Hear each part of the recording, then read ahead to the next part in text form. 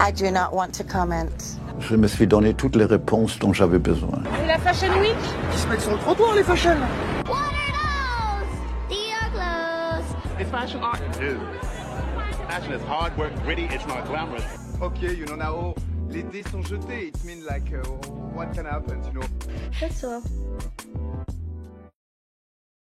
Bonjour Aurore. Bonjour. Bonjour. Comment Bonjour. tu vas? Je vais très bien, merci. Et vous? Ça va très bien. Cette Merci journée d'être avec nous. ensoleillée. Ensoleillé, oui. C'est C'était trop bien ces plaisir. lunettes là. Merci. Trop stylé. Toujours le bon look, Aurore. Sobre, toujours sobre. Efficace. Sobre, efficace. On kiffe. On est content de t'avoir et on aimerait un petit peu que tu fasses comme toutes les personnes qui se sont assises avant toi, que tu nous racontes un petit peu ta vie, du départ jusqu'à maintenant et tout ce que tu as fait entre les deux. Donc déjà, où est-ce que tu es né, d'où tu viens? Parle-nous un petit peu du départ. Alors, je m'appelle Aurore, je vous dirai pas mon âge, bien sûr. Il faut pas, on demande pas l'âge ici. Je En peux général, juste vous on dire, se trahit en donnant des petits indices pendant l'épisode et après, nous, on devine un peu. je faut peux faire les juste vous calculs. dire, après 30 ans, je dis plus mon âge, voilà. Ok. Voilà. C'est une référence. Et, je viens de la Guadeloupe, 971 représente. Yes. Alors, je viens de la Guadeloupe, j'ai passé toute mon enfance là-bas, mon adolescence, soleil, plage, cours, etc., etc. La vie à la cool. Donc t'étais à l'école là-bas. Ouais, j'ai été à l'école là-bas, j'ai fait mon collège, mon lycée là-bas. Non, même pas, j'ai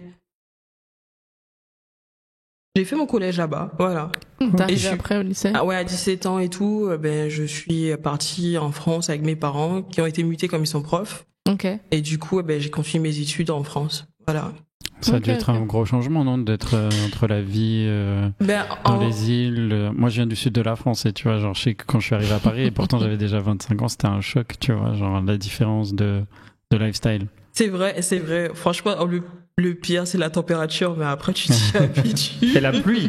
La pluie, La pluie, ouais, surtout. parce que le soleil, ça réchauffe le cœur. Ah bah ouais. Et t'arrives et tout. En plus, on est arrivé en septembre. Il commence à... en septembre, il fait pas... C'est moche. C'est entre les deux. Tu sais Ouais, pas, c'est tu sais l'été pas indien, comment un peu. t'habiller. Donc, non, franchement, c'était...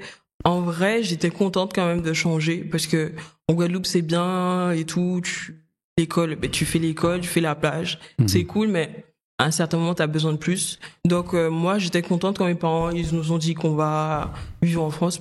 Franchement, j'étais contente de voir de nouveaux horizons et même de faire de nouveaux amis aussi. C'est cool, tu vois. Ouais, parce que- T'arrives en plus en région parisienne ou c'est quoi le... On est arrivé dans le 77, oui, c'est la région parisienne. Ouais, ok. C'est pareil, oui.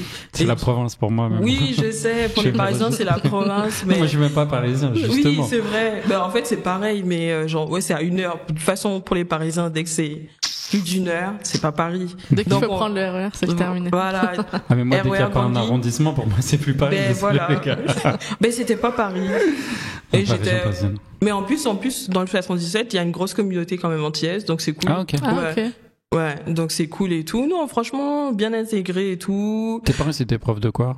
Alors mon papa est un enseignant en fait, il est à la retraite depuis peu, mais en fait 3e section de maternelle. Ok. Et ma mère, elle est directrice d'établissement, donc voilà. C'est quoi, c'est CPE, genre, ce genre de truc? Non, mais vraiment directrice d'établissement, c'est même pas CPE. Ah ouais, ok, d'accord. Ah, c'est la dirlo, quoi. Voilà. Directrice. Ça a été ta directrice d'établissement ou pas? Bien sûr que non, mais j'ai même pas fait école avec mes parents. Pour moi, ce serait Ah ouais. pas Parce qu'il y a beaucoup envisageable. il y a beaucoup de gens qui ont fait l'école avec leurs parents. Ouais, mais c'est mes parents justement ne voulaient pas et moi j'étais pas chaude non plus pour le faire quoi. Parce que t'imagines la pression et tout, C'est dur non, pour c'est les pas enfants, possible. ça. Non. Antoine de mon équipe, ses deux parents, justement sa mère elle est genre CPE ou je sais pas quoi et son père prof d'histoire et il avait les deux. Ah, ça veut dire qu'ils pouvaient même pas respirer. Ah non, tu peux pas respirer. C'est pas possible. Parce que déjà quand t'as des parents enseignants en vrai, Ouais, que c'est l'école tout le temps. c'est l'école tout le temps et en plus quand t'es en vacances, ils sont en vacances avec toi. T'as pas de Ah break. ouais, j'ai jamais même capté ça. T'as pas ouais, de ça. break parce que toi tu dis Ouais. ce sont les vacances et tout, je vais Je vais ben être non. seule à la maison. ouais. Ben non, mes parents ils étaient avec moi en fait. Ah, te faire des devoirs, Tu des fais, donc, cahiers. Les cahiers tout de devoirs. était, bah oui, tu peux pas t'échapper, hein, tu y es. Donc, t'imagines faire classe avec eux, non, ça aurait été trop. Donc, en vrai, non. Ouais. À l'école, t'étais comme un bon élève, du coup? À l'école, j'étais pas exceptionnelle, mais j'étais moyenne, voilà. Parce que j'étais j'étais pas dissipée, mais j'étais un peu rêveuse. Voilà. Moi aussi, je vais dire ça la prochaine fois. J'étais rêveur. Non, mais c'est le mot. Ouais, je pense Moi, que c'est j'étais le très rêveur, je crois, du coup. Mais en fait, c'est parce que souvent tu reçois. Moi, je me souviens, j'avais reçu sur mon bulletin, j'avais reçu n'a pas la tête sur les épaules. Pour mon papa, je crois que c'est la pire chose. Ah ouais. Parce que tu vas à l'école pour étudier, donc pourquoi t'es je pas pense à autre focus chose? Pourquoi en t'es fait? dans la lune, ouais. Pourquoi t'es pas focus? Donc ouais, moi je décris que j'étais rêveuse, voilà. On va dire ça comme ça. Bon. J'étais ni trop bonne, ni pas assez. Voilà, on dit ça comme ça. Ok. Cool. Et du coup, t'as ton bac? Tu passes un bac quoi? Du coup Alors j'ai passé un bac littéraire, du Ouais. coup. J'ai passé un bac littéraire. Comme ça. Mais tu l'as eu, en tout cas. Voilà, j'ai fait ça. Après, j'ai fait chose qui n'a rien à voir avec mon métier d'aujourd'hui.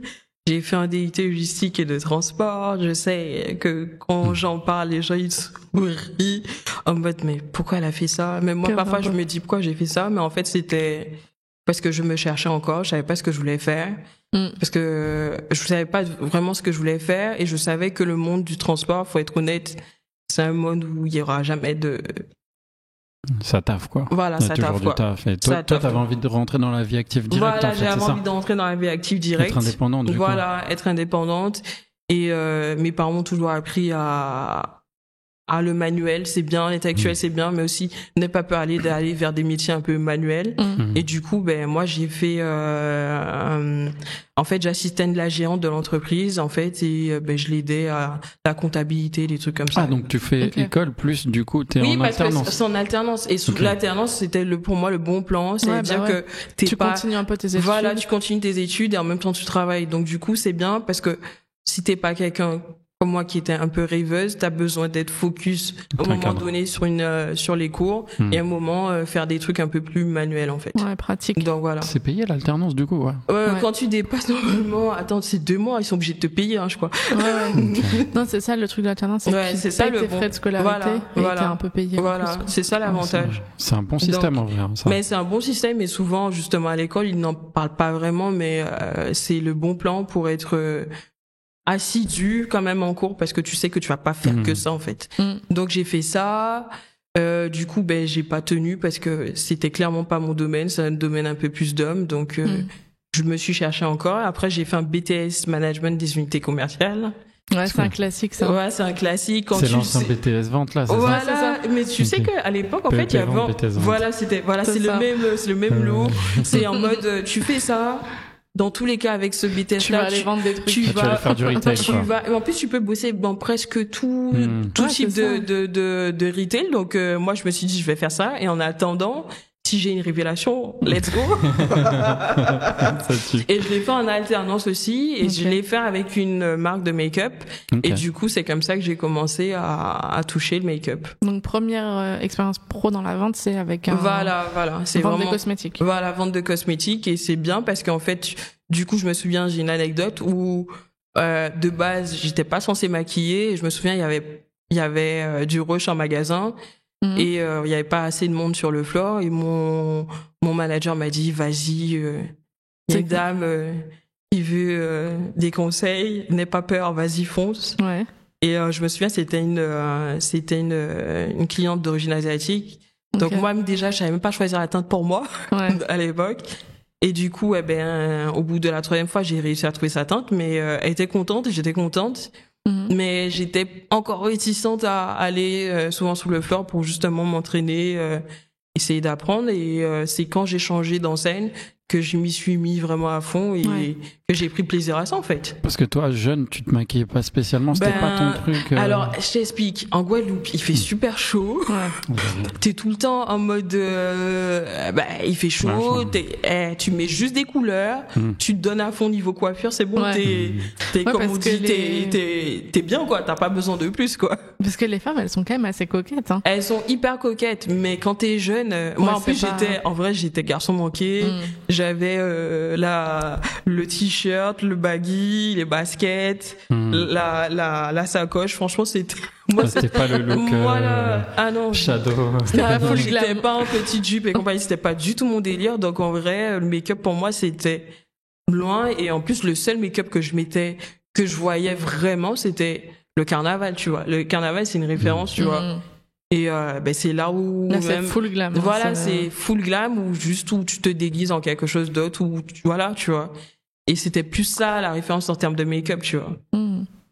Donc t'as ta révélation sur le floor de la boutique. Voilà. Et on te demande après de maquiller c'est quoi, c'est en fait faire les tests pour conseiller ou c'est vraiment faire les make-up? En fait, tu fais des tests, ça veut dire que la cliente elle veut tel produit, tu y vas, tu lui conseilles et tu fais des tests sur sa peau, tu lui conseilles justement comment être rapide. Souvent c'était en mode tu as 15 minutes pour lui expliquer comment être rapide le matin, efficace et être canon, tu vois. Ouais.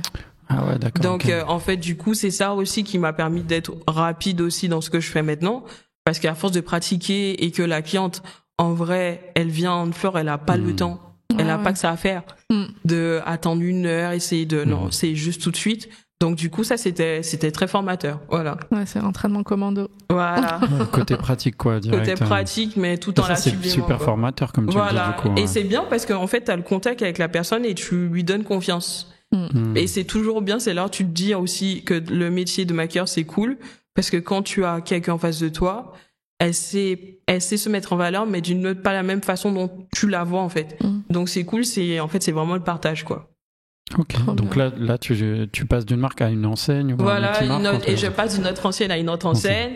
Et en parallèle, du coup, je commençais à force de pratiquer, je commençais à m'éveiller l'esprit par rapport à ça, regarder les magazines. Tumblr un peu ou pas, ta génération Tumblr ou pas tu sais quoi, Tumblr c'était pas trop mon truc, c'était une énigme pour moi, mais tu avais Facebook. Ouais. C'est encore là. Mais tu avais Facebook et Instagram, c'était au début, je crois. Donc du coup, ouais, tu regardes, tu te renseignes, moi je dis tu éduques ton œil, tu éduques ton œil, tu inculques les choses qui peuvent être bien, pas bien, selon ta sensibilité. Et franchement, c'est comme ça que j'ai fait ça. J'ai commencé à vraiment m'y intéresser. Après, j'ai rencontré des gens qui m'ont aidé plus ou moins à aller dans cette voie-là ou pas. Et ça forge, c'est ça qui fait que tu es là encore. Mais parce que c'est quoi la première fois où tu fais un make-up, genre justement, pas pour une cliente dans la boutique, mais pour une cliente en dehors, ou ton premier shoot, c'est quoi genre la première expérience professionnelle de maquilleuse du coup? Là comme ça tu me dis ça, mais je sais que le premier shooting, je vais dire important, et c'est avec Edem d'Osso que j'avais contacté sur Instagram. Ouais. Donc t'es dans cette dynamique à un moment de se dire ok, c'est ce que j'ai envie de faire quand même. Et du coup moi je lui ai juste envoyé un message en mode j'aime bien ce que tu fais, etc. Et on s'était rencontrés et finalement on avait commencé à bosser ensemble et tout. Et c'est du coup, c'est là que j'ai commencé à me rendre compte que aussi, oui, il y a ça aussi, mais que tu te rends compte que le make-up, tu peux faire autre chose et que le monde du make-up c'est pas juste l'embellissement, c'est aussi plus la créativité, c'est-à-dire de pas avoir peur de faire des trucs complètement différents, que tu n'auras pas peur de porter tous les jours et tout. C'est en mode free quoi. Et c'est là que tu vois. En fait, c'est en faisant les shootings un peu plus mode que j'ai commencé à avoir l'autre partie du make-up que je n'avais pas spécialement conscience et que tu t'amuses en fait. Et c'est le mot majeur en fait. La créativité. Quoi. C'est hyper important quoi. Donc du coup c'est comme ça et surtout Edem c'est un bon créatif.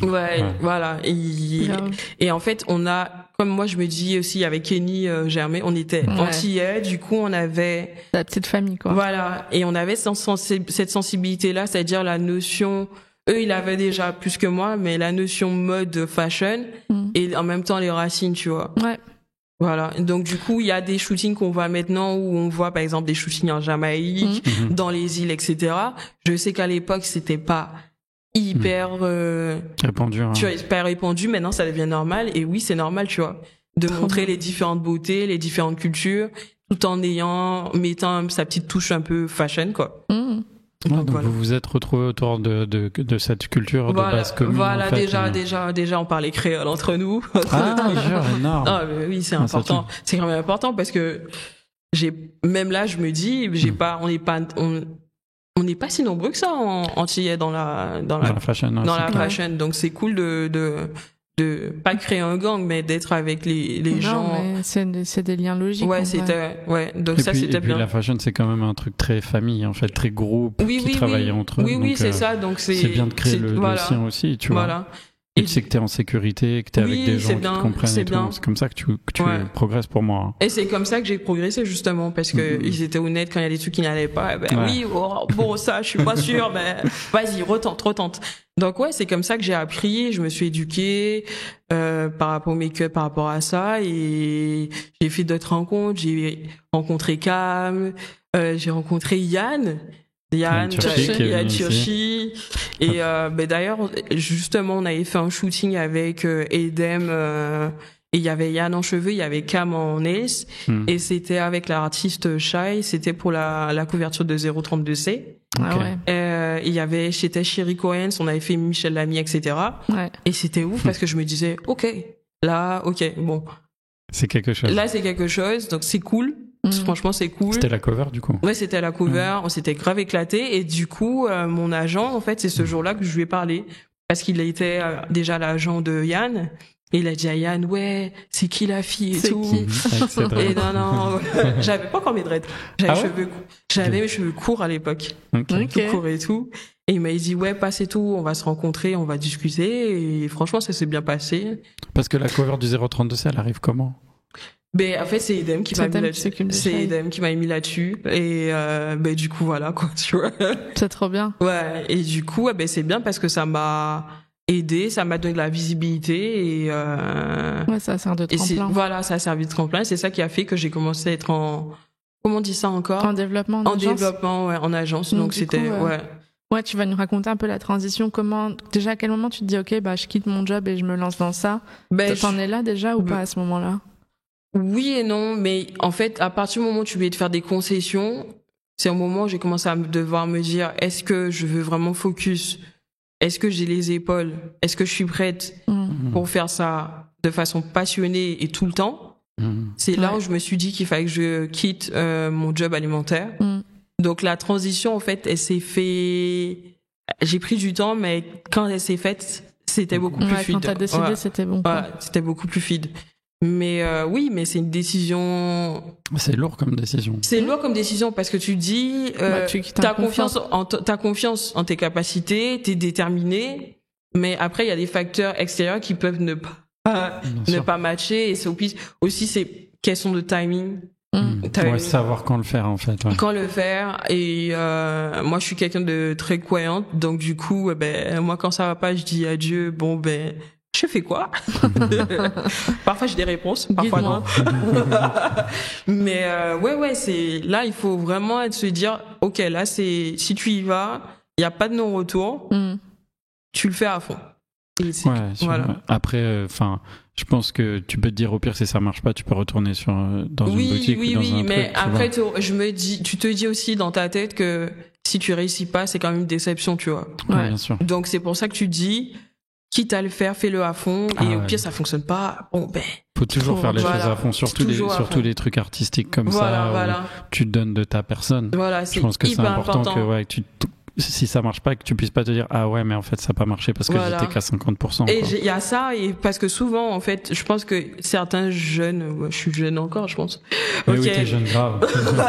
Mais je pense qu'il y a des jeunes qui se disent, ok, ils veulent faire ça de leur passion, mais ils ont souvent en tête le facteur argent. Ouais, pauvre. C'est important, ok, mais faut pas que ça soit le numéro 1 de ton envie de réussir, parce que du coup, ça a tendance à mettre de côté la passion, en fait. Bien sûr. Ouais.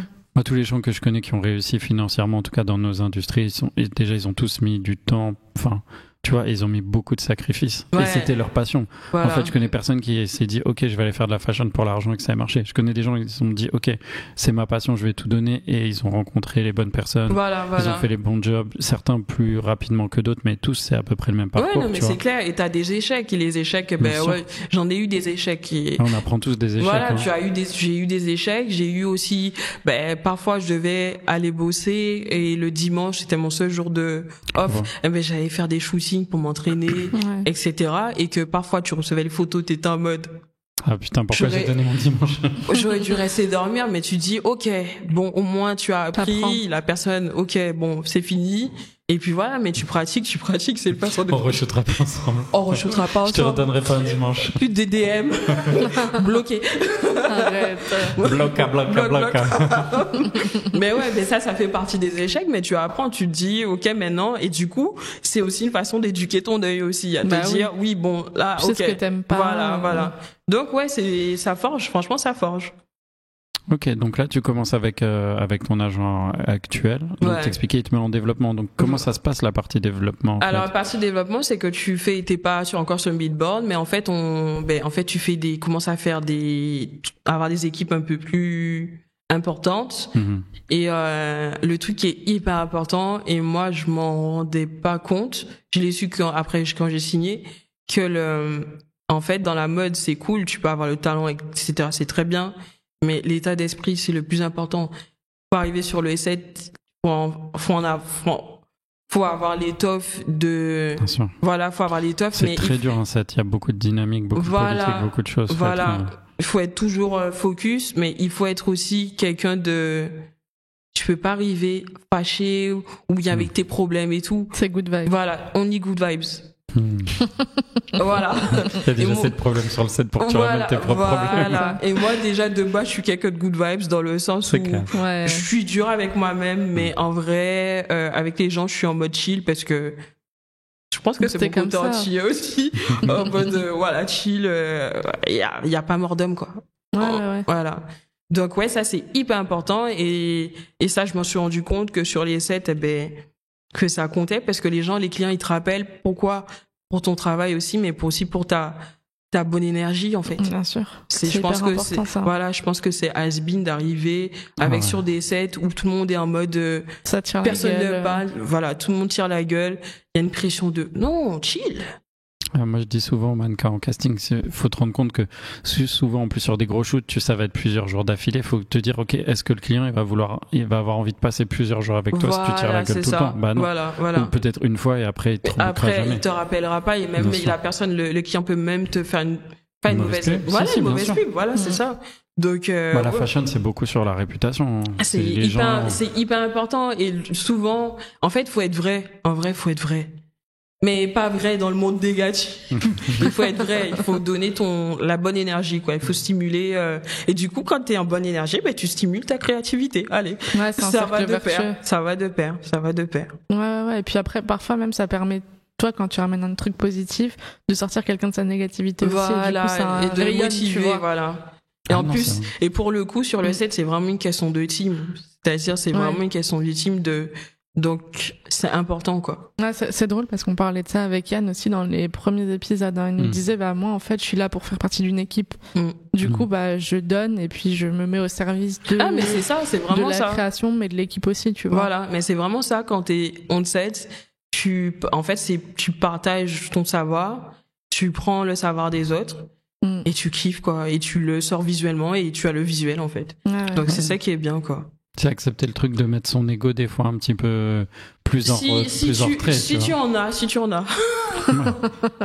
En fait, oui, dans la fashion. Mais moi, comme je vous ai dit, moi, d'où je viens, en magasin, il n'y a pas histoire d'ego. La cliente, elle a pas le temps pour ce genre de choses, donc t'as pas d'ego pour ça. Elle a pas le temps. Et du coup, tu restes dans la dynamique en mode tu dois tout le temps sourire, même si t'as pas envie de sourire, quoi. C'est vrai que c'est hyper formateur pour ça. Ouais, c'est hyper formateur. Ok, donc là, tu es donc sur le board de développement, disons, et quand est-ce que tu signes vraiment et que tu commences à être représenté? Il se passe combien de temps à peu près? En fait, c'est parce que moi, je sais que je l'avais rencontré Romain en octobre-novembre 2020, et j'ai signé en janvier 2021, donc du coup, ça fait... C'est rapide. Oui, c'est rapide parce que entre-temps, j'ai fait des bonnes rencontres, j'ai fait... en fait, le truc qui je pense qui a déclenché ça aussi, c'était quand j'ai fait la couverture de ID Magazine avec Lucian Yakuza, Joshua, Yann. On était, Joshua Woods, bien sûr. Et du coup, on était en mode famille, c'est cool. Et du coup, ça m'a fait passer. Pour quelqu'un en développement de faire une couverture de ID. Ouais, ça m'a fait passer un step. Ouais, mais c'était vraiment ça m'a fait passer un step.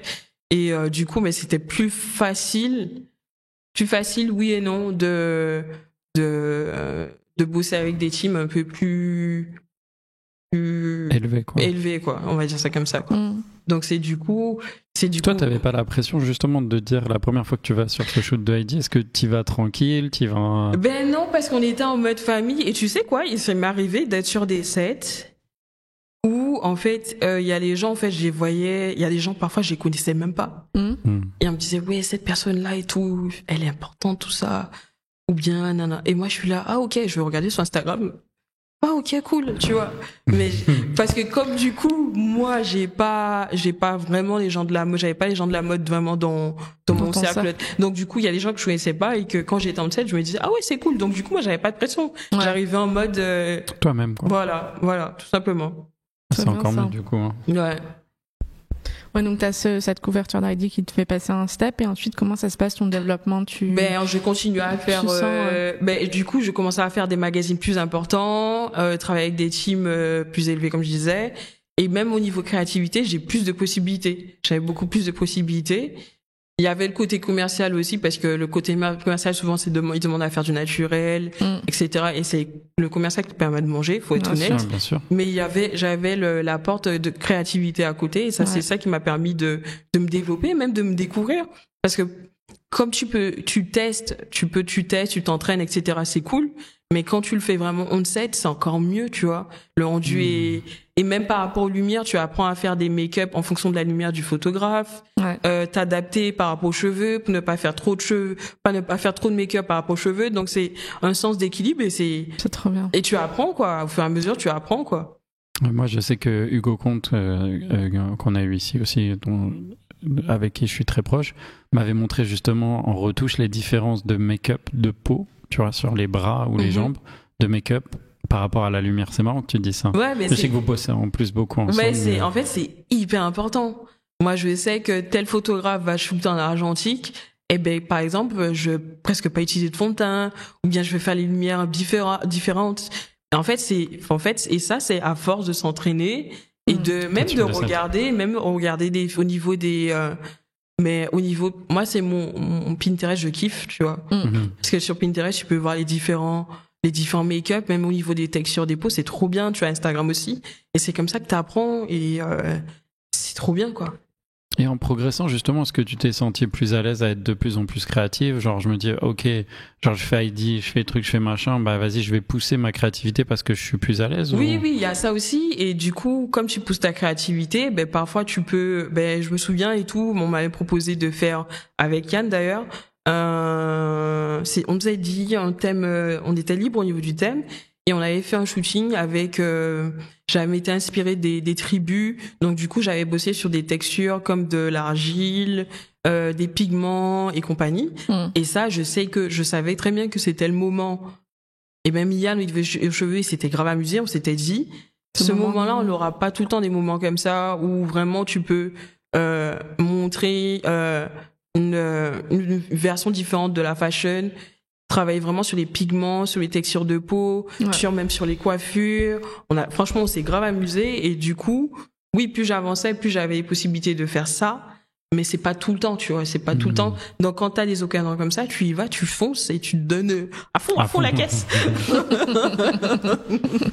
Est-ce que t'as senti aussi que t'avais développé une espèce de patte, un style, ou en tout cas quelque chose qui constituait ton identité et qui faisait qu'on t'appelait pour ce genre de choses? Oui, moi j'aimais beaucoup les lèvres, j'en faisais l'obsession, donc moi on m'appelait, on me disait toujours Madame Lèvres, et du coup, parce que pour moi, en plus, moi, maintenant que j'y réfléchis, les femmes antillaises, elles se maquillent pas beaucoup le teint, mais les lèvres, c'est hyper important. Un beau rouge à lèvres. Un beau rouge à lèvres avec une tenue colorée, c'est bon, c'est parti. Ouais. Donc, du coup, moi, en fait, même quand je voyais ma mère, ça a souvent été les lèvres.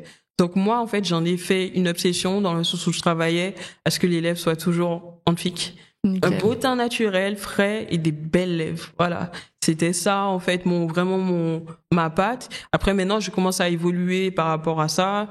Je fais plus en ce moment, je suis plus dans la thématique des couleurs un peu plus pop, et un peu moins travaillées, un peu plus spontanées. Et du coup, moi, ma créativité en ce moment, c'est en mode, je m'entraîne. par rapport à ça. Et en fait, je laisse toujours quand même place à mon intuition, ma spontanéité. Et du coup, ben voilà, quoi. Ouais, j'allais te dire d'ailleurs, c'est quoi ton processus créatif à part te nourrir, t'inspirer, etc.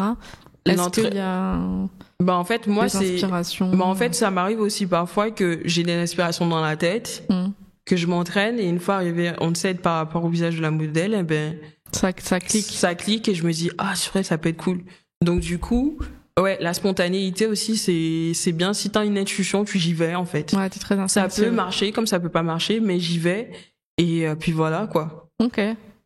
Voilà. Mais je me dis que cette spontanéité aussi, cette intuition, je l'ai eue parce que j'ai. Non, mais bien sûr, c'est toujours un mélange. Voilà. C'est un mélange d'expérience, de recherche un petit peu, et puis mais t'as quand même ce truc instinctif de je sens les choses. Voilà. Et moi, dans ma vie en général, je suis très instinctive, donc du coup, ça se voit aussi parfois chez mon travail. Très bien. Okay. On a souvent bossé ensemble. Et non, c'est vrai que j'ai remarqué que il y avait souvent aussi du travail où tu faisais du full face. Ouais, tu vois, j'aime make-up trop avec les full face. Mais le full face, en fait, c'est par rapport à le carnaval, les full face, c'est juste amazing. Donc en fait, full face, c'est vraiment recouvrir toute la. Voilà. Tout et nous, en fait, nous c'est le corps, et souvent, en fait, nous on a les masques à peau, c'est-à-dire les masques. Comment dire? En fait, il y a les masques à peau, masques à clé et tout. Et en fait, ce sont des groupes qui mettent de l'argile sur tout le visage, qui font des formes, etc. Tu as aussi le goudron. Le goudron, en fait, c'est pas vraiment du goudron, ça a une apparence de goudron, mais en fait, c'est du sirop de canne. Brûlé, fondu avec du charbon, et ça fait des full face, tout black, brillant, amazing. Et moi, du coup, j'ai toujours, en vrai, quand j'étais petite, j'avais peur de ça un peu, en vrai.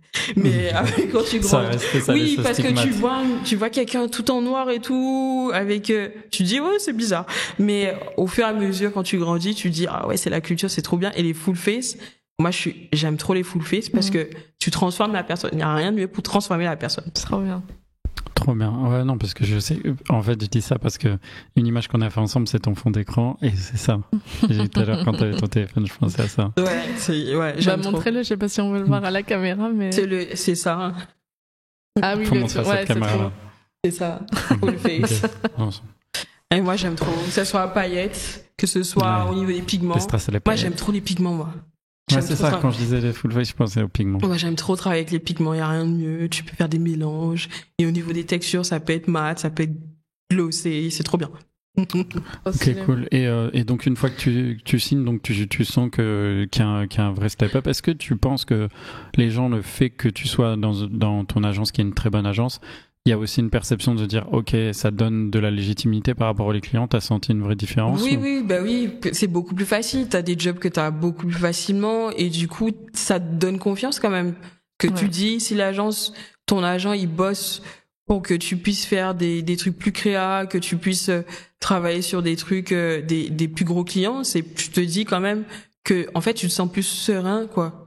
Je suis beaucoup plus sereine, je me dis on s'occupe de moi, et que par exemple si j'ai des doutes, j'en parle, je lui dis je sais pas si je dois le faire, je suis pas à l'aise par rapport à ça. En fait, c'est bien, c'est un échange, c'est une communication, et du coup c'est important la relation avec son agent, c'est clair. C'est hyper important, et du coup quand tu vas sur le set, tu sais qu'il y a quelqu'un qui est là avec toi, qui assure tes arrières, on va dire ça comme ça. Bien sûr. Donc du coup et du coup sur ta créativité, t'as moins de stress en vrai. Tout est relié, t'as moins de stress et tu te laisses plus aller en fait. Ouais, moi aussi j'ai une relation qui est similaire avec mon agent, et t'as ce truc où tu dis que ok, t'arrives et c'est cool. Il peut toujours y avoir des problèmes. Voilà, mais ça c'est normal. Il y a pas eu tout le truc en amont c'était déminé, quoi. Voilà. Normalement, tu marches, normalement, t'arrives en mode un terrain conquis. Parce que le travail a été fait en amont. Donc, non, c'est hyper important. Et tu le sens, le step, tu le sens par rapport à ça déjà, tu vois. Okay. Hormis le fait que tu le sens aussi par rapport aux clients. Il y a des gens qui t'appelaient pas, et quand t'as signé, ils se souviennent de ton prénom. C'est normal, c'est le jeu, ça. Voilà, et c'est le business qui est comme ça, mais faut accepter les règles. C'est de bonne guerre. Mais sur le coup, ça fait mal quand on répond pas au DM. Jamais le prendre personnellement. Non, mais j'ai compris ça avec avec le temps. C'est Ah, l'expérience. puis c'est progressif aussi, tu vois. Oui. Quelque part, c'est des victoires aussi de se dire, ok, bah lui, il y a un an, oui, on bossait non, mais- pas ensemble, et maintenant. Non, j'y bah en suis, vrai, tu quand vois. tu y penses, tu rigoles, tu te dis, Ouais, mais c'est sûr qu'il faut pas le prendre perso. ok, pas de souci. Moi, j'aimerais bien qu'on parle d'un truc parce que Yann en avait parlé en tant que personne de couleur dans cette industrie. Est-ce que quand il y a eu justement tout le mouvement Black Lives Matter, est-ce que toi, ça a été un truc qui a été positif pour toi? Est-ce que tu penses qu'il y a des trucs qui te sont arrivés parce que tu étais une personne noire, pour le coup? Est-ce que comment t'as transformé le truc? Comment tu l'as senti?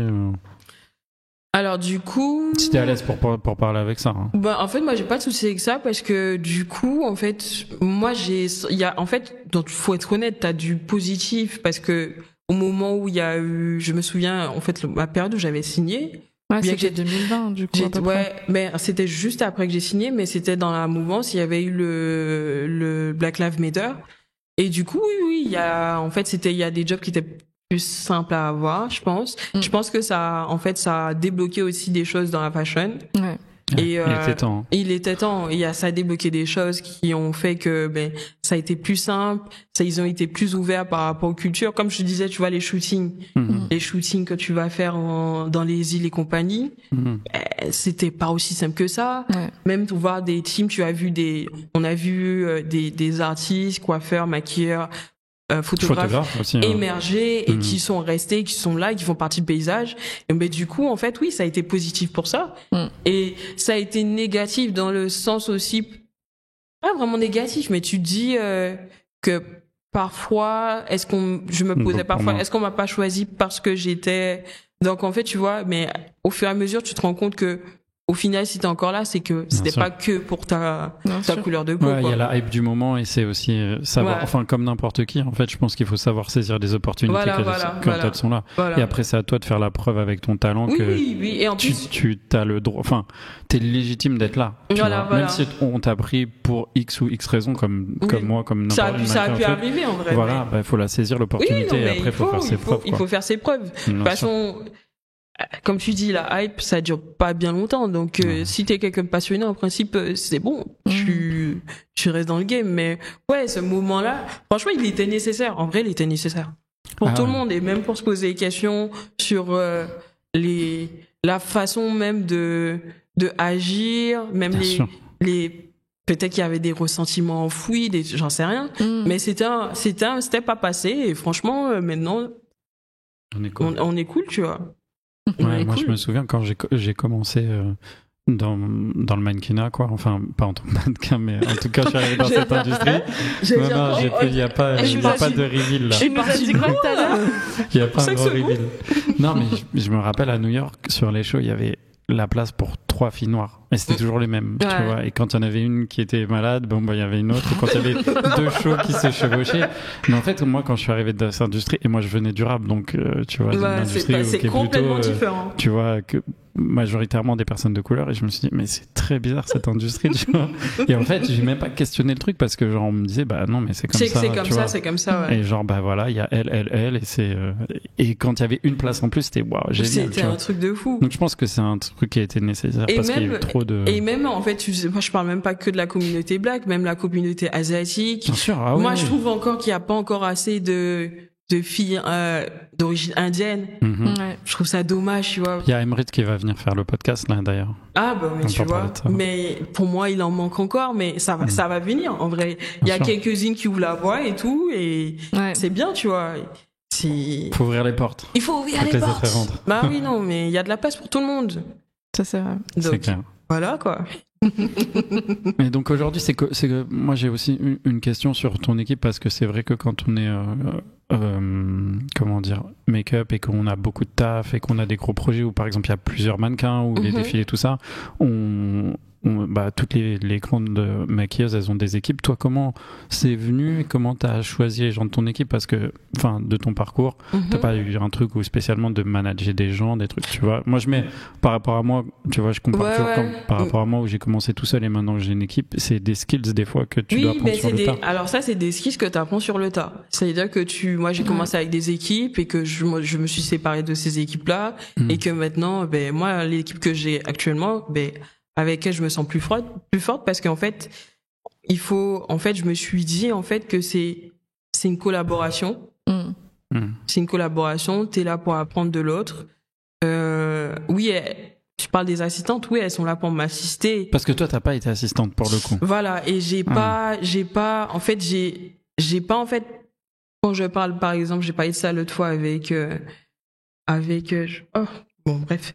Et du coup, en fait, la personne, en fait, en question, avant d'assister tel maquilleur, elle a dû, par exemple, porter les valises, des trucs comme ça. Ouais. Elle a dû observer.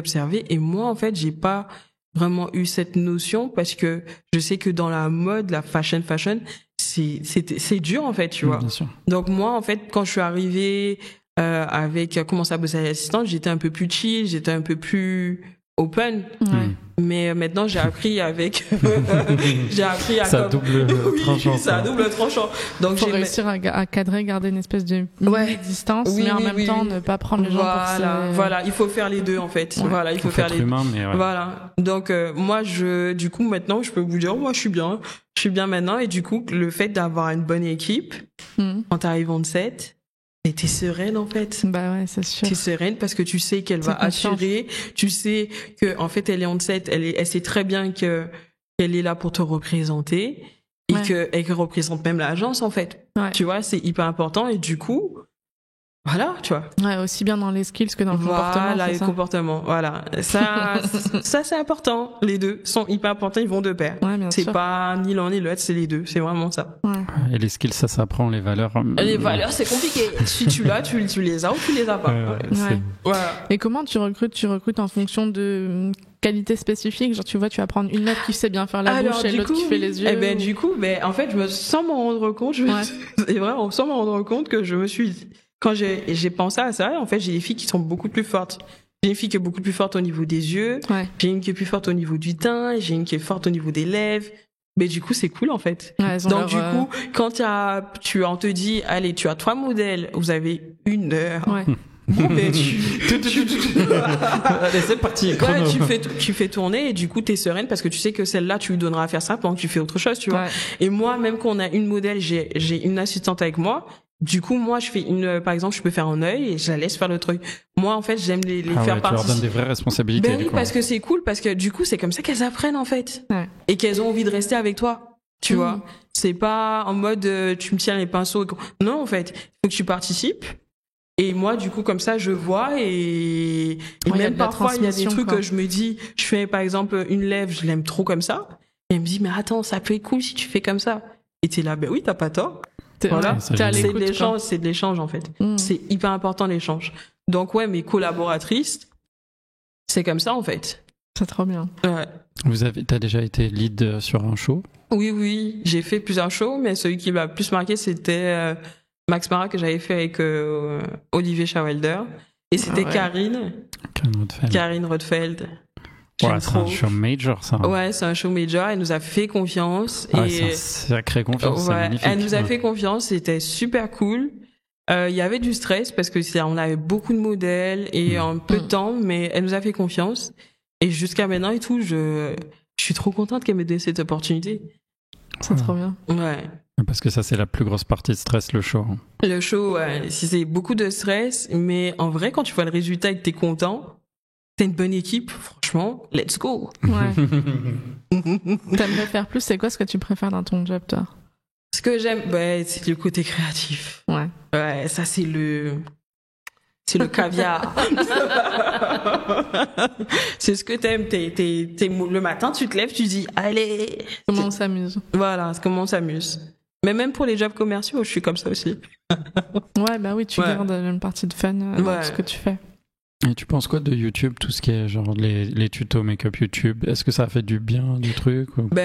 Moi, YouTube m'a beaucoup aidé.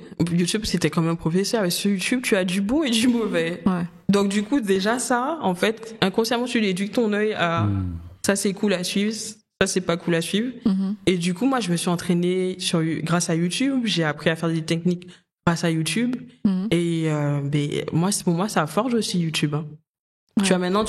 Tu as TikTok. Moi, je suis pas très TikTok. Les trends TikTok, c'est devenu un truc de malade. Après, moi, j'ai pas TikTok, donc en vrai, les trends, je les suis pas trop, mais je sais que sur Instagram et tout, même Instagram, c'est un endroit où tu peux apprendre plein les trucs. Ouais, non, c'est tu vrai. peux apprendre des autres, tu vois des maquilleurs qui font ça, tu dis trop cool. Moi, il faudrait que j'essaye de reproduire, mais différemment avec mon œil et tout. Non. Pardon, je t'ai coupé. Non, dis-moi. En parlant de réseaux sociaux, comment tu gères ta présence sur les réseaux? J'imagine que t'es plus Instagram, du coup, pour montrer ton travail. Ah oui, moi, je suis madame Instagram, j'ai pas Facebook. Enfin, je crois. Non, mais Facebook, de toute façon, il y a plus trop de... Je sais même pas si j'ai supprimé beaucoup de Facebook. Ouais, faut que je vérifie. Mais non, Instagram, c'est la base. Mais en fait, Instagram, je pense que pour les gens de la mode, c'est devenu comme ton CV. Ouais. Ça veut dire que, en gros, t'as ton book avec l'agence. Ouais. Mais je suis persuadée que même quand l'agence envoie ton book, les clients, ils vont regarder ton Instagram.